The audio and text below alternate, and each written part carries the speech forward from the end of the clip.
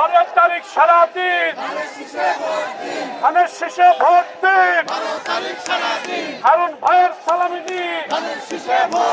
তারেক রহমান আসছে, মোহাম্মদী কাঁপছে, হারুন ভাইয়ের পক্ষ থেকে, ওই পাংশাবাসীর পক্ষ থেকে ভোট দেব কিসে? ধানের শীষে। ভোট দেব কিসে?